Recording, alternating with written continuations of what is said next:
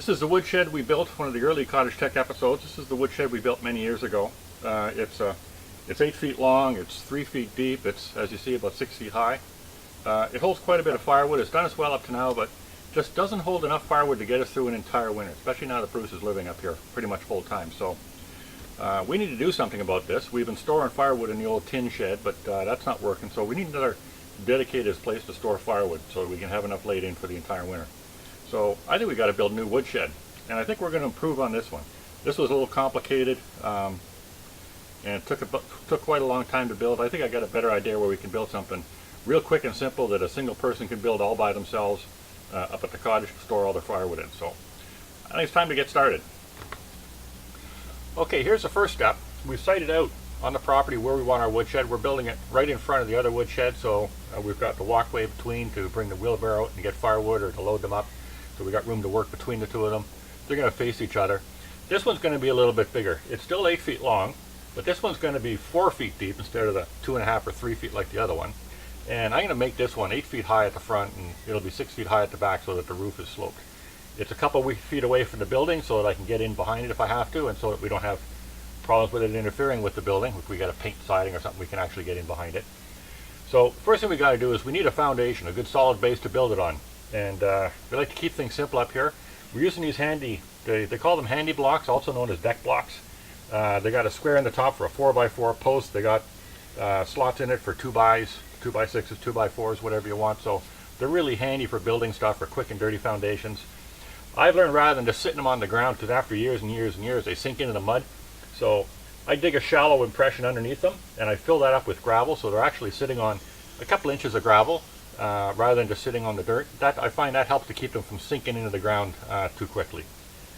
So as you see, this one's going to be a little bit bigger. I want a little bit more support, so I'm going to use six of these handy blocks, one in each corner and one in the middle of the long run. We're going to have 4x4 posts up each corner.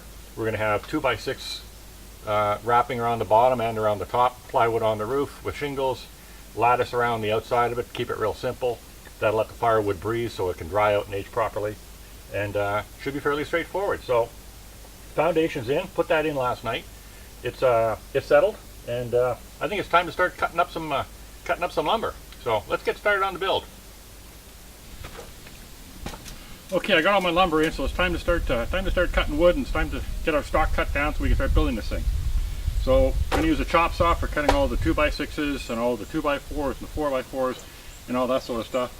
Just a basic compound miter saw. It's not a slider or anything like that, not real fancy, but it should do the job. So we'll be using this to do most of our cuts. But before we start using any power tools, let's take a moment and talk about shop safety. Be sure to read and understand all the safety instructions that come with your power tools, and remember, there's no more important safety tool than these safety glasses. I like the tinted ones because they're cool. And of course, don't forget your hearing. You want to protect that, so don't forget to wear your hearing protection.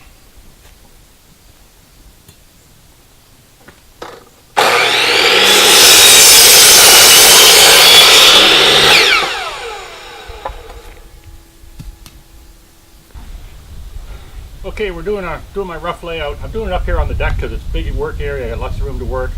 It's big, it's flat. I can get square lines on it, so I can get everything squared up and get everything figured out. So got my 8-foot 4x4 that's going to be the front, my 6-foot 4x4 for the back. It's going to be a 4x4 across the bottom. This is just so that I can get them squared up and straight. This is the actual finished one. So, and that'll be the roof, and that'll be the bottom that goes into the handy block of the foundation. This will be the side or the gable end of the shed. The front will just be 8-foot 2x6s just straight across it. So in order to get the roof, I've got to figure out what the angle is, and the easiest way to do that is just to throw a board across it and mark my lines. Now I've already made sure I've used a framing square to make sure that my posts and my crosses and everything are square, so that it's not like leaning at a funny angle, and also using a speed square to make sure that everything lines up and it's square and all my lines are parallel and all that sort of stuff. So all I really need to do now is grab one of my trusty IKEA pencils and mark up these angles. So I want on the top of that.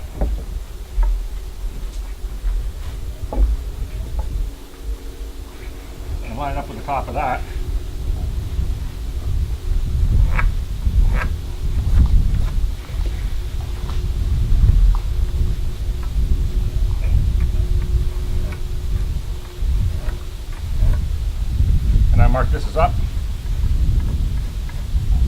so that I know. And that's going to give me my angles. So now I just got to set up the chop saw to cut those angles. Okay, now I got my boards cut.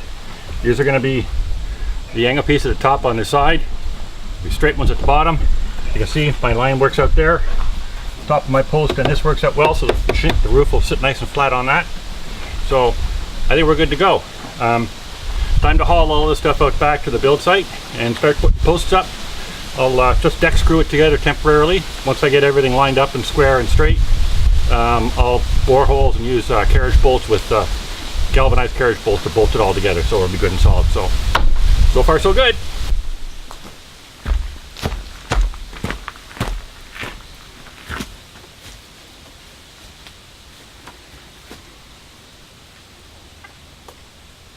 Okay, as you can see, we got the rough frame up.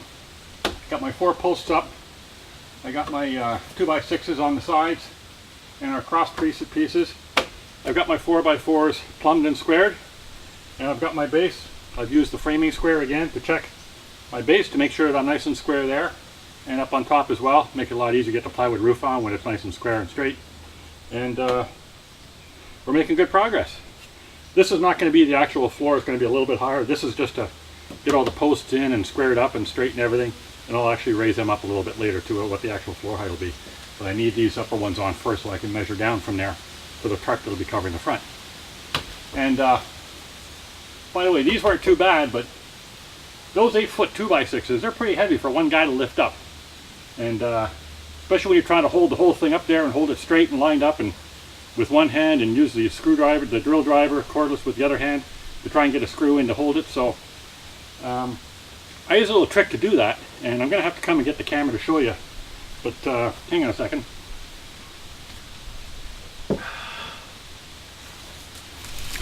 Okay, this is a little trick. This is what we like to call our cheap apprentice. You know, when we're trimming, we're often cutting off small blocks of wood like this. Hang on, and they're handy. So what I've done is I've screwed a block of wood like this on each end of this 2x6 that's going to go up on the top. And the idea is that that's in the right position where it'll sit on top of this 4x4 when I put it up there. So I can put that up, hanging on the top of the 4x4s, and then get up with the ladder and put screws in on either end, and works a whole lot easier. So always hang on to these little blocks of wood. Make yourself a cheap apprentice. They're free, as in beer. Perfect. Holds it up there while I line up my ends. I've already started screwing this, so now all I got to do is just drive it home.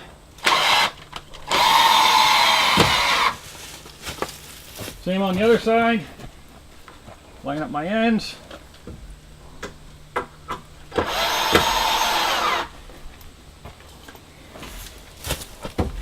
Cheap apprentice.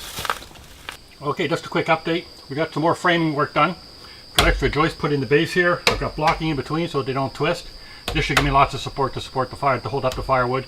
As you can see, I've raised the base up another 5-6 inches off the ground. Give lots of room underneath to get in, clean things out if we have to. The only thing really left to do, I've got extra rails around the outside. I'm gonna have to put some uprights here as well. It's only gonna be privacy lattice on the outside. It's not really strong and structural, so I don't want the weight of that firewood to just roll out the side and push the lattice off. So I'll put some uprights here to support the firewood that's inside. The lattice just kind of closes it off and keeps the snow and the rain out, but lets the firewood breathe. So all really left to do is I got to cut some roof joists so we can get the plywood on the roof and shingle it. And I got to put some small cripples to come from these pads to support the center of these long runs. And then we can start. I can put lattice down on the bottom here, lattice on the outside, hang a tarp to cover the front, and we'll be done. So we're making it. Okay. I'm not sure how well you can see it on the camera, but this is the old woodshed, and I'm not sure if you can see it, but the sides of this woodshed really bow out because when we built it, all the structure's in the corners, and the sides are just the tight type, you know, like 3/4 inch hole privacy lattice. So it's not really structural, and when you get a whole pile of wood in there, it tends to push away on the lattice and tends to want to push the lattice out. So the sides bow out, the back also bows out just a little bit, not much, but it's mostly the sides. And I wanted to try and solve that problem with the new woodshed, so I made a slight change in the way I built this one. Let me show you what I did.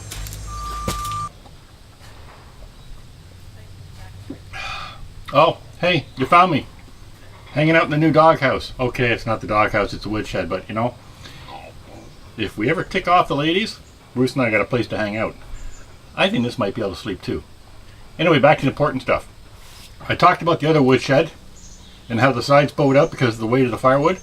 With this shed being so much deeper, we're going to have, unlike the other shed, there's just 2 rows of logs deep.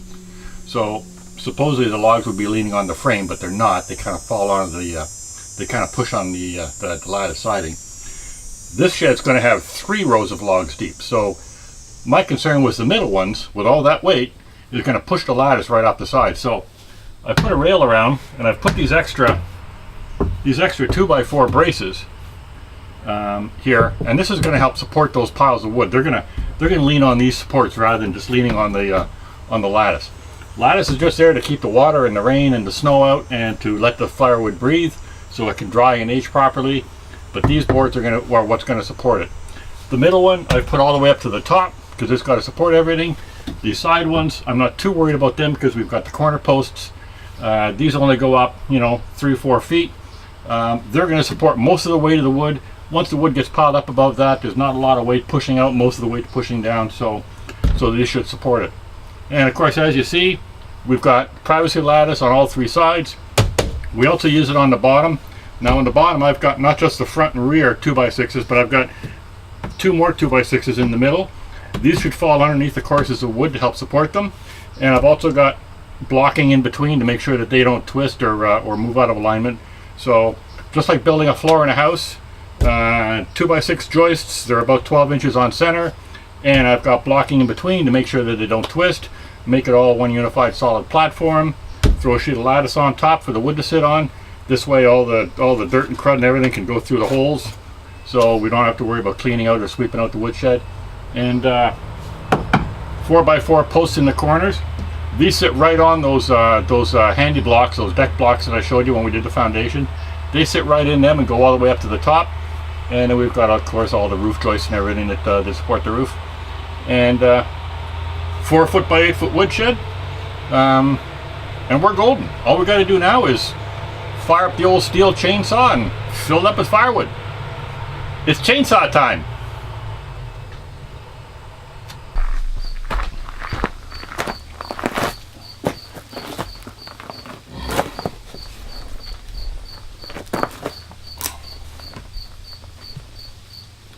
Okay, before we open up and go inside, I just want to show you a little bit of detail. This tarp, it's a 9 by 12 inch tarp. It's just a green fiberglass tarpaulin. We get these on sale at Canadian Tire for like $3, so we buy them by the dozen because we use lots of them up here at the cottage for covering all kinds of stuff to keep it out of the weather. It's attached with boards across the top, and down at the bottom, we just, through one of the eyelets, we put a bungee cord with a deck screw, and that allows us to open it up. And this way we can get inside to get the firewood, and when I close it up, we just hook that back on the deck screw, and it keeps it closed to keep the wind and the rain and the snow off the firewood. So it's cheap, it's simple, and it works like the dickens.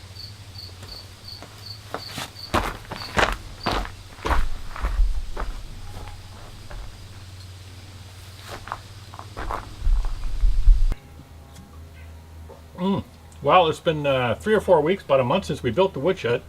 I don't know if you can tell by the sound in the background, but I've finally been able to kill off every cricket in the neighborhood.